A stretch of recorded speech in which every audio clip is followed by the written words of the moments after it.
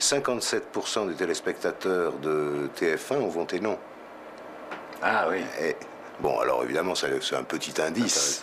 C'est un petit indice. Et se sont sentis vraisemblablement moins violentés que par cette chaîne, les téléspectateurs des milieux populaires qui regardent TF1, et après tout, pourquoi pas, qu'ils ne l'ont été par ce déferlement de propagande, il faut bien le dire, sur les autres chaînes de service public. Pour les Allemands, l'Europe est une évidence. Alors à Berlin, comme dans le reste du pays, le non français a surpris, voire choqué.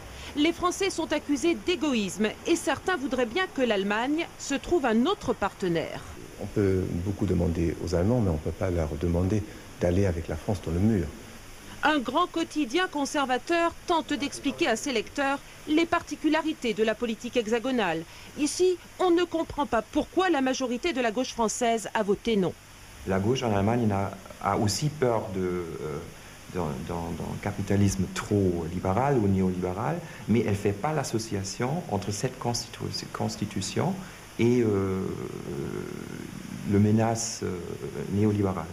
Non mais là on a d'abord le truc massif qu'on a vu pendant toute la campagne, c'est-à-dire les Allemands, les Italiens, les Espagnols, dans chacun de ces pays, il y a des opinions diverses, il y a des courants de contestation, il y a, puisqu'il paraît que le non était nationaliste, il y a tous les internationalistes que l'on retrouve dans les forums sociaux européens, qui se sont réjouis du non français après la victoire de ce non, et qui, eux, n'ont pas le droit à la parole. C'est-à-dire que les Allemands, les Français, ce sont toujours les porte-paroles médiatiques, on en a vu un, oui. Ce sont les responsables en charge du pouvoir ou les grands partis institutionnels. Mais enfin, quand en Europe, il y a tellement de minorités qui s'opposent, soit directement au traité constitutionnel, soit à certains de ces aspects qui étaient codifiés, ça fait quand même une partie non négligeable de la population. Dans le lancement, elle indique bien que le non est un non à l'Europe. Le non français est un non à l'Europe. Oui, et ça a été permanent. C'est-à-dire non égale non à l'Europe. Elle le fait en tant que journaliste, ça passe tout seul, mais c'est un bourrage de crâne permanent. Et ça me rappelle un petit peu le fait que les altermondialistes, pendant des années sur les chaînes de télévision, étaient appelés les anti-mondialistes. Oui, là, ils ont gagné une bagarre en imposant à la quasi-totalité maintenant des médias dominants l'appellation d'altermondialiste. Ouais. Il va falloir imposer quelque chose comme alter-européiste. Oui, quelque chose comme ça, j'en sais rien, ça sera long à mon avis.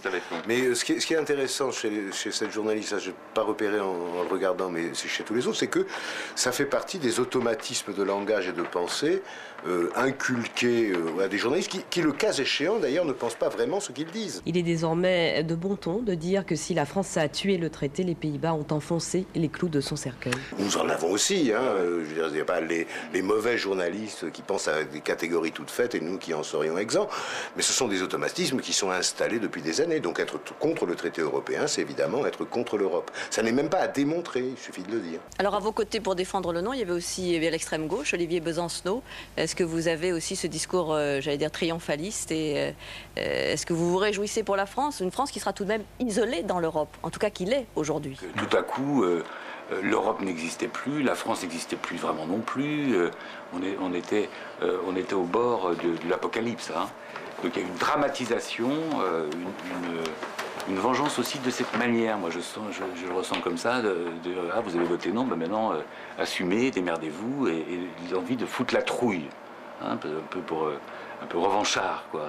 Alors, est-ce que vous répondrez en revanche à Jean-Marie Le Pen, puisqu'il était particulièrement élogié avec vous, il est tenant du non, comme vous l'êtes. Est-ce que cette cohabitation du non vous va, par exemple? Vous vous moquez de moi? On aurait pu, au contraire, titrer partout et se réjouir partout, comme beaucoup l'ont fait d'ailleurs, de cette victoire qui permet d'espérer peut-être que l'Europe va redémarrer sur d'autres bases, qu'on va remettre les choses à l'endroit, et que c'est une très bonne nouvelle finalement. Mais en tout cas, sur le coup, une fois de plus, on a essayé de nous foutre la trouille. Alors, regardez un exemple là. Une question de Ben Brogan. Madame, bonsoir. Ne vous sentez-vous pas un peu gêné de proposer en 2005 une idéologie de dictature qui a été enterrée par les Russes et les Chinois et qui a fait tellement souffrir les amis de l'Est en Pologne et autre part? C'est caricatural, c'est un journaliste anglais, mais Mazerolle a eu des questions de ce type-là, on a trouvé, et d'autres aussi, disant les gens qui ont voté non, là, mais vous êtes irresponsables, vous voulez le retour au collectivisme et au kolkhoz, et donc par conséquent au goulag, qu'est-ce qui se passe?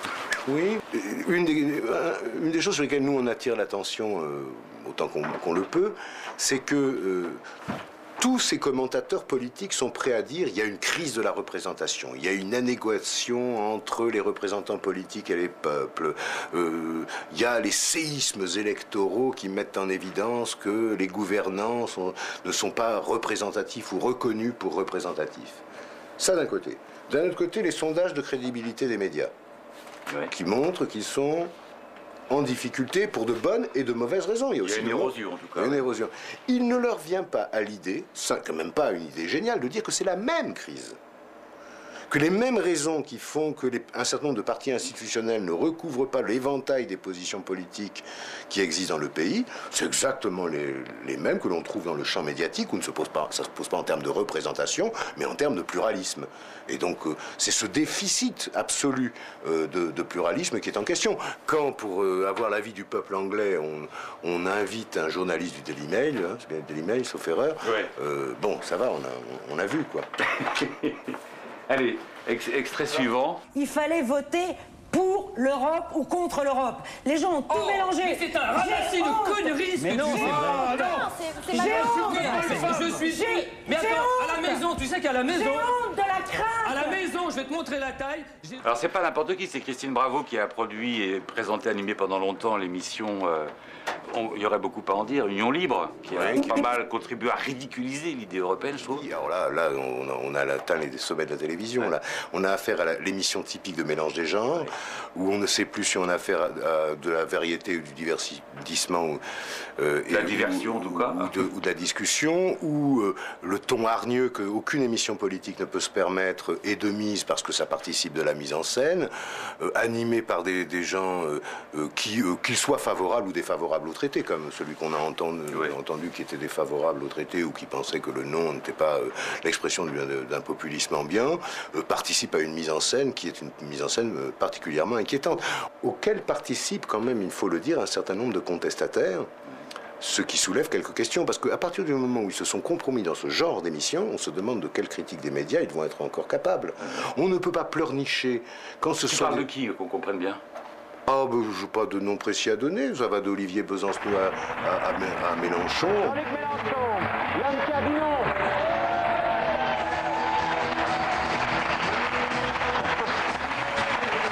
Jean-Luc Mélenchon, installez-vous.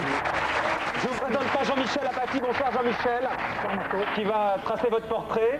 En résumé, celui d'un opportuniste girouette, hein, mais ça c'est pour après. C'est à peu près ça, Jean-Michel. Il en a perdu le sourire, tiens. Ah, d'un coup là, vous êtes figé d'un coup là. Je m'attends au pire et je ne serai pas déçu. Bravo. Quand vous voyez la réalité de l'Europe aujourd'hui, vous pouvez être que triste. C'est une Europe libérale aujourd'hui qu'on a. Il n'y a pas de plan B, c'est une Europe libérale, c'est pas une Europe sociale. Attendez, vous savez, j'ai une longue pratique de ces choses-là. Il paraît, ancien trotskiste. Il est normal. L'Europe est une Europe.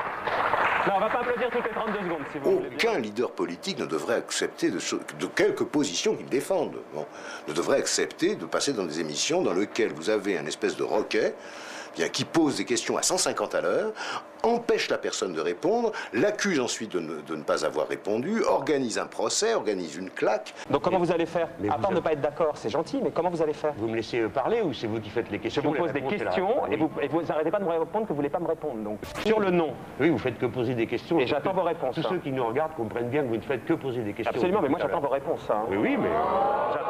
Nous, on ne prescrit rien, on dit simplement réfléchissez. Passer dans les médias, ça a un coût. Si le coût est un coût aussi prohibitif que la renonciation à tout et la complaisance à l'égard des médias dominants, c'est un coût qui est un coût excessif. Imaginons ce qu'est ça peut être pour un acteur politique ou pour un acteur du mouvement social qui, lui, n'a pas accès aux médias. Évidemment, la tentation la plus grande, c'est si on me donne un micro, je le prends. Et donc négocier, en quelque sorte, les conditions. C'est un conflit. Il faut le traiter comme ça. Un rapport de force, en tout cas. Et donc, ça va être un rapport de force. Bien, mais là où il y a du conflit, il y a de la démocratie. Hein. C'est un conflit entre deux droits d'informer. Le droit d'informer des journalistes, petits ou grands, parfaitement respectables, et conquis de haute lutte et qui doit être défendu, et le droit d'informer des formations politiques, des associations, des syndicats et, le cas échéant, des individus. D'accord? Ce sont deux droits d'informer. Il n'y a pas d'harmonie naturelle entre ces deux droits d'informer. Donc il y a forcément un conflit entre deux droits d'informer. Le droit d'informer des associations, des syndicats et des formations politiques, pour ne parler que d'elles, ça fait déjà pas mal, tout simplement, c'est le droit de discuter, de débattre des conditions dans lesquelles ils informent. Il y aura du conflit. Et alors? Ça ne peut qu'améliorer la qualité de l'information produite. Une dernière petite chose qu'on te montre dans la catégorie des connivences et des relations un petit peu incestueuses. Prête bien l'oreille, ça va très vite. Et il faut bien écouter ce qu'ils nous disent. On te le repasse 2 fois, papy. Direction les plateaux de France Télévisions. Le ministre doit participer en direct à l'émission de Christine Ockrent et de Serge July. Je vais avec Colira ici, à l'instant. Je viens de sortir de Julie avec elle. Moi, je lui ai dit, je vais faire une émission avec une... Tu aurais pu l'emmener? C'est mignon. Oui, c'est gentil. Mais enfin bon, quand même. Oui. Non, mais il faut bien se mettre d'accord sur cette familiarité. Je veux dire, il faut la faire parler. Il faut essayer de comprendre qu'est-ce qui se passe derrière. Je vais faire une émission avec une... Tu aurais pu l'emmener? Alors, il y a d'abord une réponse qui était la réponse faite au film de Pierre Carl quand il se sent senti obligé de répondre. C'était « Et alors ?» Ben, oui, et alors? Le grand argument des journalistes, notamment des journalistes politiques, c'est de dire nous sommes obligés d'entretenir des relations de familiarité, de confiance avec les responsables politiques, sans renier notre indépendance, tout simplement parce que c'est une condition d'accès à l'information. Il faut le prendre au sérieux, cet argument. Mais il faut répondre aussitôt, mais c'est accès à quelle information? C'est-à-dire que c'est déjà une version qui est extraordinairement politicienne de la politique. Je veux bien croire que dans certains cas, c'est indispensable d'entretenir des relations qui sont forcément des relations à la fois de familiarité et de tension pour obtenir de l'information. Mais les informations extraordinaires que Michel Barnier peut donner à Christine Ockrent sur la vie européenne et qui justifierait qu'elle ait cette familiarité avec elle, pose problème. Et là, deuxièmement, c'est que cette familiarité, dans ses formes, rend foi à des proximités sociales qui, elles, méritent d'être interrogées. C'est-à-dire le fait que le profil social, politique, culturel des grands présentateurs de télévision, des prétendus grands éditorialistes et le profil social des responsables politiques a quand même tendance à se resserrer. On pourrait dire méchamment que très souvent un journaliste c'est un étudiant de Sciences Po qui a raté l'ENA, quoi. Ah, oui. Ouais. C'est un peu vache de dire ça comme ça. C'est tellement vache que ça en est faux, mais ça y ressemble un peu. Il y a énormément de ministres ou d'ex-ministres, enfin de responsables politiques de plus haut niveau, qui vivent en couple avec des gens très importants du système télévisuel, des présentateurs, des animateurs, mais il y en a beaucoup quand même. Oui, mais ça n'a pas toujours été comme ça. Je suis pas en train de dire que c'est faux et que c'est sans conséquence. Je dis simplement qu'il faut comprendre pourquoi. C'est-à-dire que ce sont des milieux qui sont alors au propre et au figuré endogames. Oui. Voilà, c'est-à-dire qui correspondent à des trajets sociaux, culturels d'une extraordinaire... la perception qu'ils ont de la politique, de ce qu'elle est, de ce qu'elle doit être, de ce qu'est l'information. Ils sont informés comment? Ils sont informés très souvent en lisant ce qu'ont écrit leurs autres camarades journalistes, ou bien ce que rédigent, ce que l'on retrouve dans les rapports institutionnels produits par des institutions avec lesquelles ils entretiennent non seulement une relation de proximité parce qu'ils sont attachés à Bruxelles, etc., mais tout simplement de proximité sociale, politique et idéologique. Au point même que ça provoque, comme pour n'importe quel milieu social d'ailleurs, c'est pas, des formes de surdité à toute forme d'argument qui existe en dehors de l'idée qu'il puisse y avoir des spécialistes de droit public, de droit constitutionnel, d'économie, etc., qui réfléchissent selon d'autres coordonnées que celles auxquelles ils sont familiarisés, leur échappe complètement. Merci de nous avoir suivis. Rendez-vous mardi prochain pour un autre numéro de France Europe Express. Un nouveau débat, bien évidemment, sur le projet de traité constitutionnel et plus spécifiquement sur le rôle de la recherche dans cette croissance, cette économie hautement compétitive que nous souhaitons pour tous en Europe. Cette économie hautement compétitive que nous souhaitons pour tous en Europe. Merci et à mardi prochain.